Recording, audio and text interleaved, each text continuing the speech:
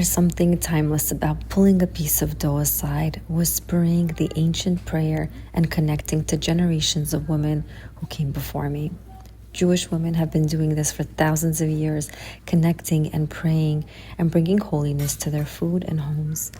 I am honored that I can do the same for my family today. Join me as I take you along on my Shabbat prep. We're getting started with doing our sourdough. Let's roll up our sleeves and let's get prepping.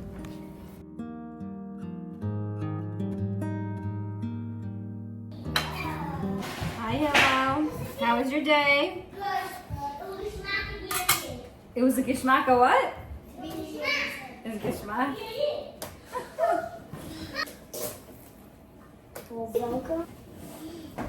While the dough bench rests, I make kampot. I tend to cut up fruits for the kids on most days when they come back from school or from camp. And whenever they leave stuff over that they haven't eaten yet, I collect them into a freezer bag. And once that freezer bag is full, I make this delicious and healthy kampot that's simply just made out of fruits and water. I also add in craisins or fresh cranberries that I have in my freezer laying around. Adds just a beautiful color. So all of that goes in while I get started on my other Shabbat preps. At this point, all the kids are home and the kitchen is bustling with laughter and chatter, and the comforting sounds of Shabbat prep are definitely in full swing. The kids tend to gather around the island on most days when I'm cooking, and we do have some very interesting conversations, to say the least. There's a baby coming, and you don't know if it's a girl or a boy. Would you want a girl? I think it's him. Probably. I think a Yeah. lot of people would want something that they don't have. Yeah, I would want a girl. I know that things can definitely change as they get older, but I am so thankful that they feel so comfortable with coming to me and asking me any types of questions that they have. I definitely didn't have that kind of relationship with my parents growing up.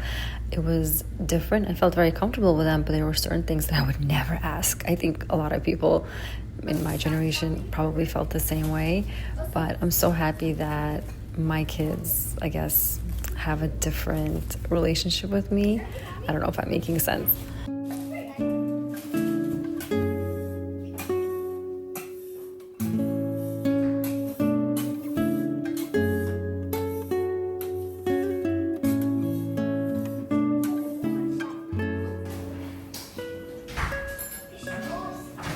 This was such a proud moment for me. I finally made my own puff pastry dough for the first time, and I was so proud. I wanted to make traditional samsas that require puff pastry, and they have this like fragrant filling, and I finally did it, and I'm so proud.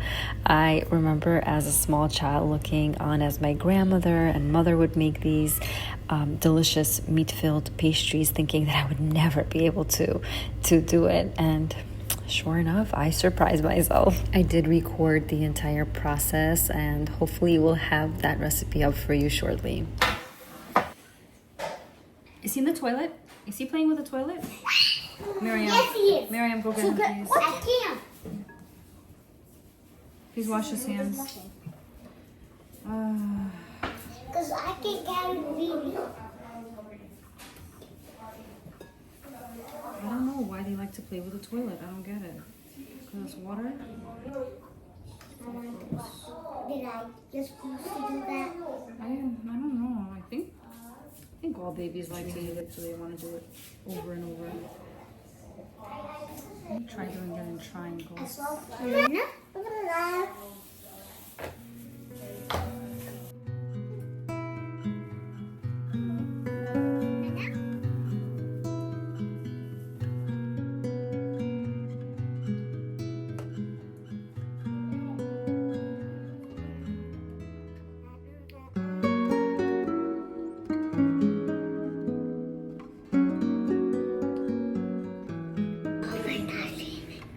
It looks like a hamantaschen, that's right. You like the hamantaschen shape? Yeah. Okay. You're gonna eat it if I make it in a hamantaschen shape? No, I just like the shape.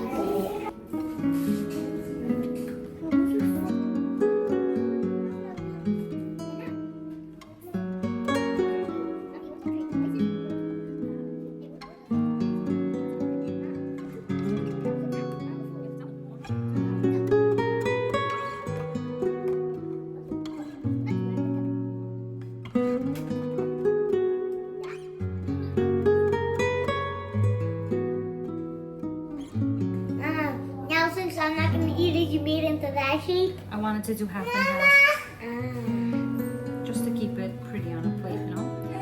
Just to serve two different styles. Yeah. That's cool. Thanks. Maybe you should do in the triangle. I'm gonna do half like this and half. Because I was making the samsas on a Thursday, I did want to bake them fresh on Friday. So I formed them and put them into the refrigerator.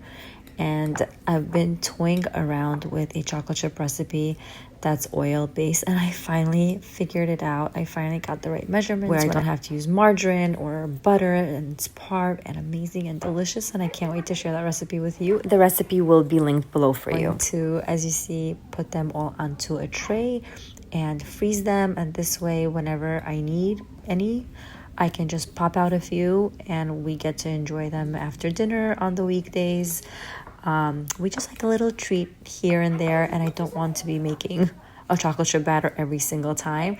So I make a big batch, freeze it, put them in a Ziploc bag, and enjoy when we want it.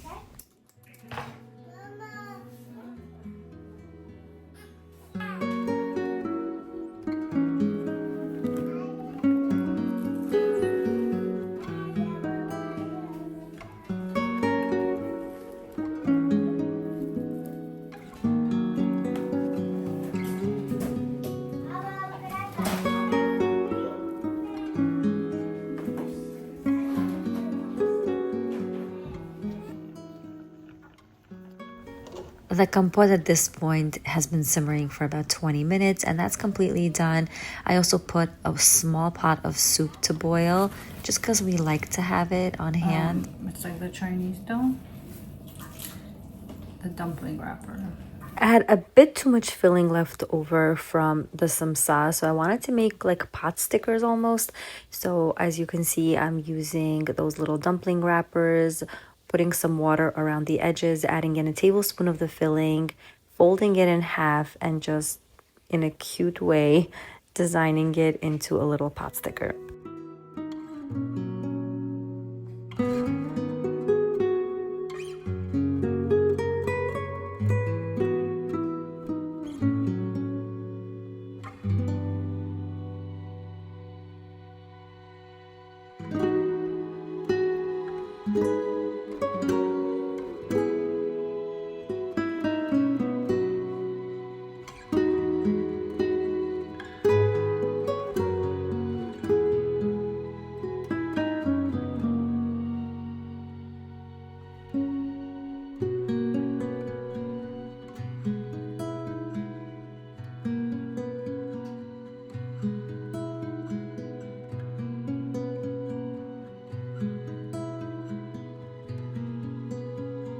That's pretty. Compared to the last one. See? Practice makes Perfect. That's right. By this time of the night, all of my little ones are in bed. I have my two older ones with me in the kitchen. They're going to be doing some chores, as you'll see in just a little bit. I'm getting started on my Moroccan fish. I have an entire video dedicated to all of my Shabbat fish recipes, so definitely check it out if you want to know the detailed recipe. Meantime, I'm putting in some oil and peppers and garlic into a skillet and sauteing that, adding in the fish and the sauce, and topping it off with cilantro, and it's just delicious and amazing. While I'm cooking, Yoshua, who's my oldest, is cleaning out the dishwasher, and Miriam is over here making her famous sauce that she's been making on repeat in her house. She just does an incredible job with it. Finishing up the salmon over here. I just put in some fish seasoning, and the sesame teriyaki sauce is gonna go over it.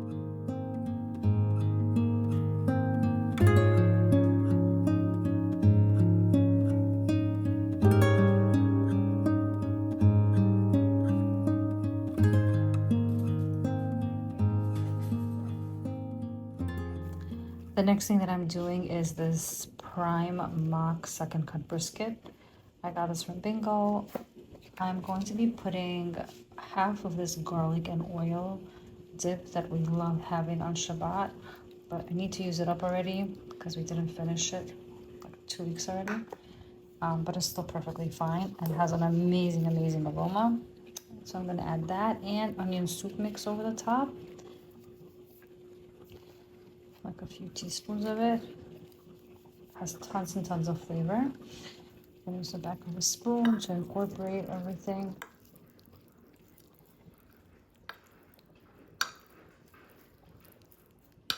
I'm gonna fill this up with water, same amount. Place that on the bottom, just to prevent it from burning. I used half of it. That's it. I'm gonna cover it up and place it into a 400-degree oven, or 350 if you want to do it low and slow, and until it's like fork tender. One of my friends told me this new method of making fire roasted eggplants, and your stovetop basically ends up staying gorgeous. Nothing dirty spills on it. So all you do is put it onto a pan or a pot, cover it with the lid, and wait until bubbles come up, and scoop it out immediately. Look at this gorgeous color. Perfection. And my oven is super clean. Ooh.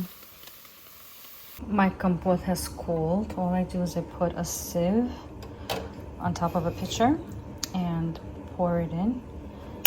And I'm gonna get about 2 to 3 of these pitchers. Look how gorgeous. Just got home from work and we finished cooking the meat. I asked my husband to put it on. While I was away, it just looks amazing. So good. Now for the rest, let's see what's happening here. To get the soup to heat up. The osvo is slowly boiling. Miriam made some brownies. I took out my challahs to defrost, and now I'm gonna be baking my sourdough. Yoshua also made the sushi rice. If you've guys seen their video where they cook for the family, they did such a great job. Yes, Yoshua knows how to make sushi. He did an excellent job. So I like to have rice that I can just quickly whip up a sushi salad on a Saturday for lunch, just in case all my fish is gone. Sometimes it happens where, thankfully, the fish is delicious, and I have nothing to serve for my fish course, so I like to have this on hand. So it's completely cooled now. I'm gonna put it into a container and pop it in the fridge for an emergency use. This is what the kitchen looks like when I get home. Yes, they washed a ton of dishes, and there's always more. There's always more dishes. It's a little bit chaotic, but we're gonna do it. Let's kill two birds with one stone, as they say. Let's start preheating our ovens for our sourdoughs. Fridays, I feel, are always this whirlwind. You come back from work, there's so much that still needs to be done, even though you prepped a little bit the day before. It's just like a catch-up game. The kids have to get showered and get dressed. You have to finish off the cooking. You have to put yourself together as well. So I'm just trying to be smarter and not work as hard. So while my Dutch ovens are going to be preheating and I'm going to be setting out my cookies to thaw just a little bit, I'm going to start cleaning my kitchen to create a calm environment for myself to finish all of my prep.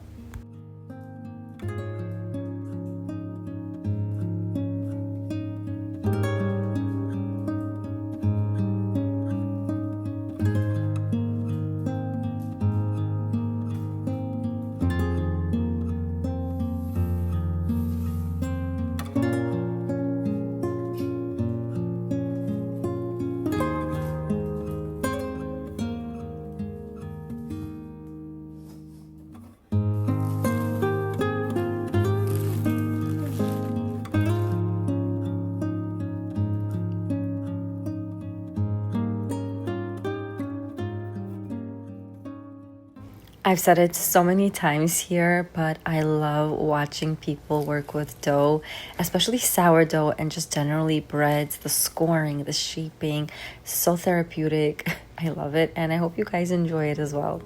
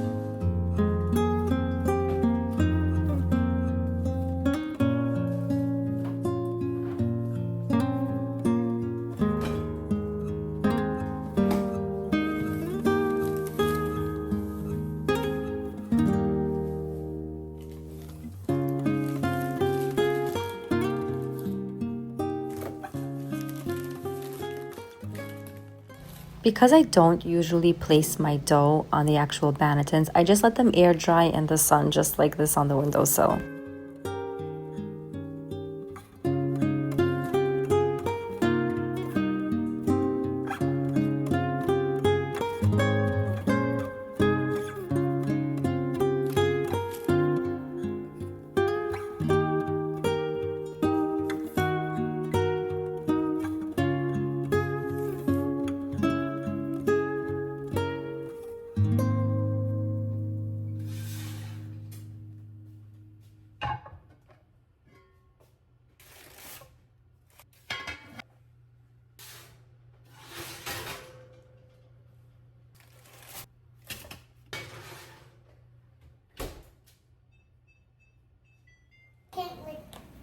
It's okay. This is Gozhgizhge. Oh. Gozhgizhge doesn't look like that. The triangles, you mean? I wanted to No, try a different shape. No, it doesn't look like with you're not supposed to put the egg thing on it and wipe it. Yeah, you are. Uh-uh. Yep.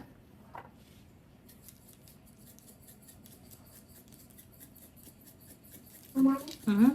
the only one that I'm gonna try is the that one, the honey bashin. Mm-hmm.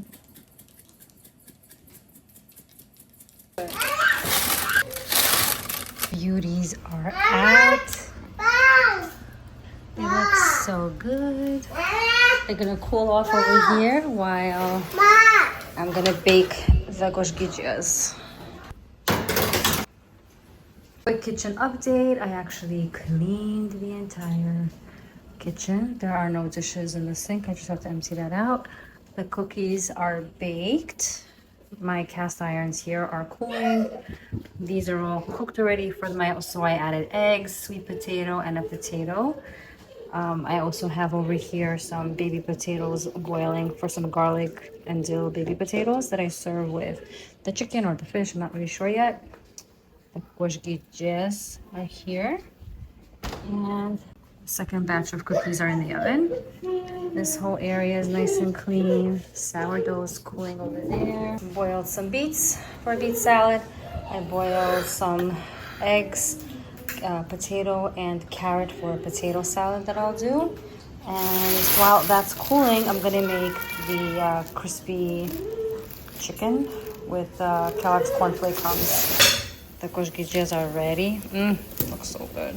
See, and I did this the night before, and I just baked it the next day, which is today, and there was no real oozing.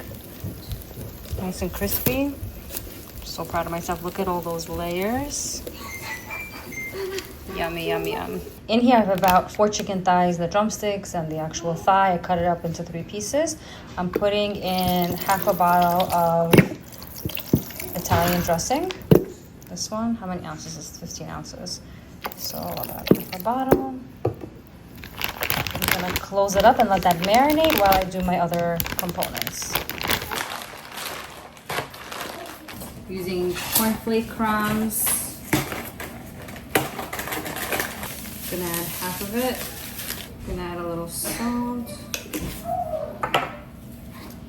and kebab spice, but really any seasoning will do. Mix it all in. In here I have a layer of onions with a little bit of oil. And now we're gonna place the chicken in.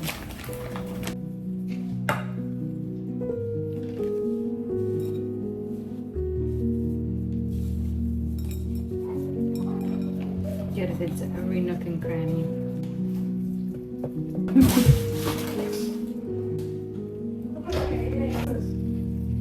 After all the chicken's been battered, I spray it generously with some avocado oil and place it into a preheated oven set at 400 degrees for about an hour until it's fully cooked through. Then I get started on my garlic and dill potatoes.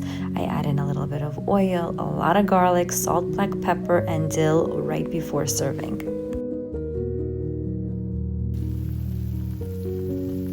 I hope you enjoyed this look into my kitchen as we get ready for Shabbat. Happy prepping and Shabbat Shalom from my family to yours.